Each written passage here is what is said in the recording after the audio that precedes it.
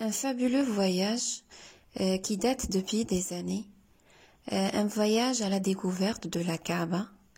Et oui, les enfants, nous allons partir pour un voyage extraordinaire dans le temps, à la découverte d'une histoire fabuleuse qui s'est déroulée il y a très longtemps, dans une terre lointaine. C'est un voyage là où on se rassemble pour partager des moments de foi et d'unité. Et oui, c'est le Hajj exactement, le pèlerinage que, en tant que musulmans, on accomplit ça au moins une fois dans notre vie, si on a les moyens. C'est un voyage extraordinaire à la Mecque, en Arabie Saoudite, pour se rapprocher d'Allah subhanahu wa ta'ala et vivre une expérience spirituelle unique. Donc déjà, comment tout a commencé? C'est ça la question, oui. Oui, ça a commencé avec notre prophète Ibrahim, exactement, Ibrahim alayhi salam. C'était un homme bon et croyant que Allah a choisi comme prophète et il a reçu la mission de prêcher un message de paix, d'unicité divine à son peuple. Et puis, Allah lui a demandé de quitter son pays avec sa femme Hajar et son fils Ismaïl, encore bébé, et partir dans un endroit désertique, aride, oui, vide, il n'y avait pas de gens, il n'y avait rien. Et oui, c'est là qu'ils se sont installés à la Mecque, oui, à la Mecque. Donc, et c'est pour ça les pèlerins enfiler une tenue spéciale appelée l'ihram et faire ce voyage-là, partir à la Mecque pour faire le Hajj. Et dans ce temps, Allah il a demandé à Ibrahim de construire Al-Kaaba.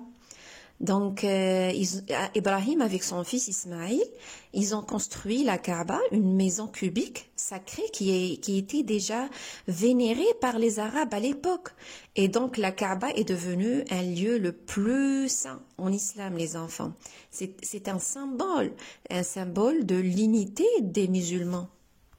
D'ailleurs, je vous invite les enfants à lire ou à écouter l'histoire de notre prophète Ibrahim, Ismaïl et sa femme Hajar.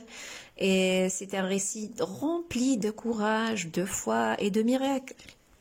La première étape de le Hajj, alors c'est déjà de passer par ce qu'on appelle le miqat.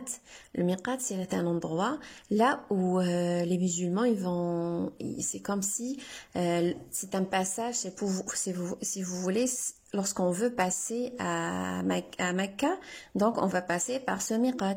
Et chaque région, elle a son propre miqat. Donc, et dans le miqat, qu'est-ce qu'on va faire? On va mettre ce qu'on appelle l'ihram. Donc, l'ihram, implique de se laver, de porter des vêtements blancs, simples et uniformes, et aussi de s'abstenir de certains actes. C'est pour dire qu'on est tous égaux devant Allah subhanahu wa ta'ala. Après, on va partir à la Mecque et là, la première chose à faire, c'est la circulation, ça veut dire on va tourner autour de la Kaaba. Donc, on va faire 7 fois le tour autour de la Kaaba, la maison cubique sacrée, qui se situe au centre de la grande mosquée à la Mecque.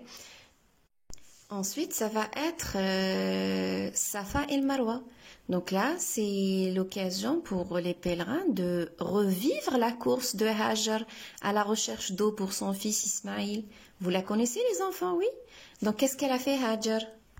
Lorsque notre prophète Ibrahim a dû laisser Hajar et Ismaïl seuls, car il devait retourner auprès de son peuple pour continuer à prêcher son message d'Allah subhanahu wa ta'ala, donc Hajar et Ismaïl se sont retrouvés seuls dans cet endroit inconnu, sans eau ni nourriture. Et là, bien sûr, Ismaïl était petit, il avait soif et pleurait beaucoup. Hajar, ne sachant plus quoi faire, elle a commencé à courir entre 2 collines. Oui, c'est Safa et le Marwa, à la recherche d'eau. Et là, subitement, qu'un ange a frappé le sol avec son pied devant Ismaïl alayhi salam et un miracle s'est produit. une source d'eau jaillissante a surgi de la terre. Et puis, ouais, c'est cette source-là miraculeuse que l'on appelle aujourd'hui Zamzam. Pourquoi on l'appelle Zamzam? Oui, très bien, parce que Hajar a commencé, lorsqu'elle a vu l'eau qui sortait, elle était bouleversée, elle a commencé à l'arrêter de crainte. Elle a dit Zam, Zam, Zam. Ensuite, on a le stationnement à Arafat. Alors là, c'est un moment important de réflexion et de prière pour tous les musulmans. Donc les pèlerins, qu'est-ce qu'ils vont faire? Ils vont déjà partir pour passer la nuit là-bas à Arafat. Et le 9e jour de l'Hijja, qu'est-ce qu'ils vont faire? Ils vont rester debout toute la journée à Arafat. Eh oui, c'est dur, effectivement. Pourquoi? Juste pour demander le pardon à Allah subhanahu wa ta'ala pour leurs péchés et l'implore pour avoir sa miséricorde. Les pèlerins, en fait, ils vont après se rendre à Muzdalifa. C'est une autre vallée désertique. Pourquoi? Pour y passer la nuit. Pourquoi? Oui, pour ramasser des pierres. Et ces pierres-là, c'est pour quelle raison? Oui, exactement, pour lapider le diable. Donc le matin, les pèlerins se rendent à Mina et jettent 7 pierres sur l'un des 3 piliers, là pour symboliser la lapidation du diable par le prophète Ibrahim, alayhi salam. Parce que lorsque Allah il a demandé à Ibrahim de sacrifier son fils, donc ils disent que le diable il venait chez Hajar pour lui dire que attention ce qu'il va faire Ibrahim, il va tuer ton fils et tout pour empêcher Ibrahim de soumettre à l'ordre d'Allah subhanahu wa ta'ala. Et à chaque fois lorsque le diable il venait, donc qu'est-ce qu'elle faisait Hajar? Elle le jetait par des pierres. Et on va trouver après le sacrifice du mouton. Avec le sacrifice, l'animal, donc on sait tous pourquoi le sacrifice du mouton. Exactement. Je vais vous laisser en fait un lien pour voir la vidéo sur le sacrifice du mouton et l'histoire de notre prophète Ibrahim avec son fils Ismaïl. Donc c'est ça. Et puis avec le sacrifice dans le Hajj, qu'est-ce qui va se passer? Alors les hommes, ils vont se raser la tête et les femmes, elles vont couper juste des mèches de leurs cheveux pour marquer en fait la fin de l'Hajj. Et à la fin, bien sûr, il va y avoir l'adieu Tawaf al-Wada'. Les pèlerins vont partir faire Tawaf et Sa'i une autre fois, la dernière fois. Et bien sûr, pour dire au revoir, adieu à la Mecque. Donc les enfants, le Hajj est un voyage vraiment unique. Pourquoi? Pour se purifier en fait, se purifier de tout. Et donc il faut le faire correctement. C'est un voyage physique et aussi spirituel, exigeant.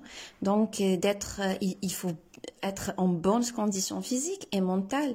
Et puis il faut toujours se renseigner auprès d'un guide qualifié pour connaître les règles et les rituels du Hajj.